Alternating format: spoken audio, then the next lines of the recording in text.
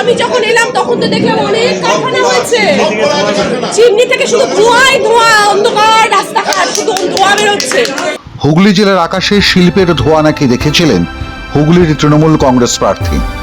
আর বাস্তবতা হলো তার দুদিন আগেই বন্ধ হয়ে গিয়েছিল ভদ্রেশ্বর শ্যামনগর জুট মিল।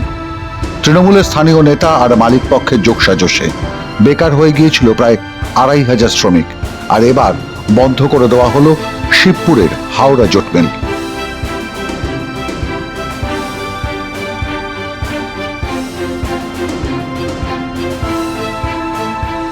সামনে রয়েছে দুর্গা পুজো, তারপরে ভোট রয়েছে।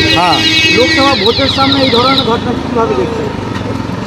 শুনুন, যখন ভোট হয় তখনই এরা গন্ডগোল করে, যখন ভোট হয় তখনই এরা গন্ডগোলে কি লোকগুলো এখান থেকে পালিয়ে যাবে।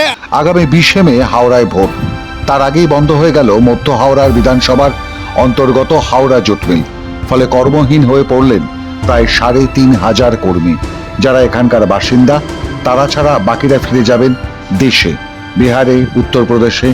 ফলে শাসক দলের সুবিধা হবে বলে বলছেন কর্মচারীরাই, কারণ মালিক পক্ষের সঙ্গে স্থানীয় তৃণমূল কংগ্রেস নেতাদের যোগসাজশ রয়েছে। কেন বন্ধ হয়েছে সেটা বলুন। আজকে যে বন্ধ হয়েছে ম্যানেজমেন্ট গলতির মধ্যে বন্ধ হয়েছে, ঠিক না? এখনই বন্ধই চলে যাচ্ছে, একটা পর্ব আছে, এখন তো ভোটের সময়, তার পাশাপাশি ঈদ রয়েছে, ঠিক আছে, নবরাত্রি রয়েছে, এটা ঈদি আছে, নবরাত্রি আছে, ছট পুজো আছে, ঠিক না? আচ্ছা, ম্যানেজমেন্ট কী করছে কি যারা 24 সাল থেকে যারা কাজ করছে ওরা প্রমোশন কেন করছে না? যারা রিটায়ারমেন্ট হচ্ছে ওরা পিএফ গ্র্যাজুয়েটি পয়সা দিচ্ছে কেন না? এখানে লোকাল এমপি, আমরা দেখুন, আমরা কি করব? আমরা তো এখানে বাঁধা আছি, এখানে লোকাল এমপি, এখানে বিধায়ক থেকে আমরা কি করতে পারবো? ম্যানেজমেন্ট বলছে এখন যে বিমা কল যেটা বন্ধ আছে ওটা যদি চালু হলে তাহলে পুরো মিলটা আমরা চালাবো, নাহলে আমরা চালাতে পারবো না। একটা ডিপার্টমেন্ট শুধু আমাদের ফিনিশিং ডিপার্ট যেটা চলছে, এটা নিজের মধ্যে আমরা আলোচনা করছি, ভাবছি কি রায় ডিসিশন নেব।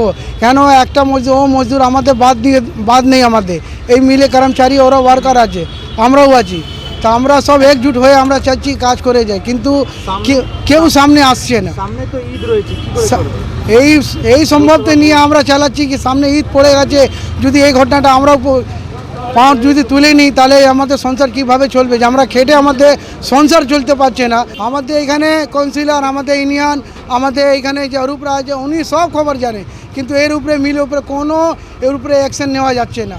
ঘটনা শুরু কদিন আগে শ্রমিকদের অভিযোগ, মিলের বিমিং ডিপার্টমেন্টের কর্মীদের দৈনিক মজুরি থেকে গত কয়েকদিন 1 ঘন্টা করে মজুরি কাটা হয়েছে। এর পাশাপাশি দেওয়া হয়নি দোলের দিনের মজুরিও। ফলে বিমিং ডিপার্টমেন্টের কর্মীরা ১৫০০ থেকে ২০০০ টাকা কম বেতন পাচ্ছেন। পাওনা টাকার দাবিতে একদিনের কর্মবিরতি করেন তারা, আর এরই শাস্তি হিসেবে নোটিশ ঝোলায় মিল কর্তৃপক্ষ। বিমিং ডিপার্টমেন্ট কাজে যোগ না দিলে অন্য কোনো ডিপার্টমেন্টে কাজ হবে না, যুক্তি ম্যানেজমেন্টের।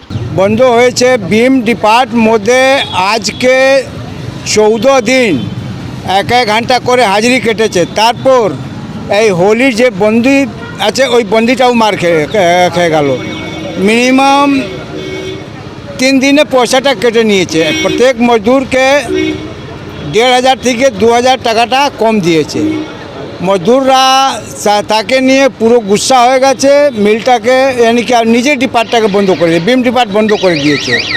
বিম ডিপার্ট যখন বন্ধ হয়ে গেছে, বিমটা খালি হয়ে গেছে, তাঁত বন্ধ হয়ে গেছে। যখন তাঁত বন্ধ হয়ে গেছে, সকালবেলা সিটি 5টার সময় মেরেছে, আমরা কাজে এসেছি, ভিতরে ঢুকেছি 6টার সময়। ম্যানেজমেন্ট বলেছে কি ভাই যখন বিম ঘর চলবে তখন আপনার স্প্রিং, ফোকানালি, পাটঘর, সিলাইট পাট যে কোনো ডিপার্টটা চলবে, না হলে বন্ধ থাকবে। তার মানে একটা ডিপার্টমেন্টের লোকরা কর্মবিরতি করেছে, তার জন্য হ্যাঁ বিম ঘরের বিরোধ করেছে। তারপর বিম ঘরটাকে নিয়ে পুরো জিটি রোড থেকে গঙ্গাধার পর্যন্ত মিলটাকে বন্ধ করে দিয়েছে। শুনুন, যখন ভোট হয় তখনই এরা গন্ডগোল করে, যখন ভোট হয় তখনই এরা গন্ডগোলে কি লোকগুলো এখান থেকে পালিয়ে যাবে। শ্রমিকদের আরও অভিযোগ, ওই মিলে অবসরপ্রাপ্ত শ্রমিকদের পাওনা পিএফ এর টাকা নিয়ে টালবাহানা চলছে। এছাড়াও ইএসআই এর টাকা তারা পাচ্ছেন না দীর্ঘদিন। সেই সব দাবি নিয়েও রাজ্যের শিল্প মন্ত্রক কোনো আলোচনায় বসে না। এদিকে সামনে ঈদ, কদিন বাদে রামনবমী, নতুন বছর। কাজ বন্ধ হয়ে যাওয়ায়, হাতে টাকা না পাওয়ায় বিপাকে মিল শ্রমিকরা।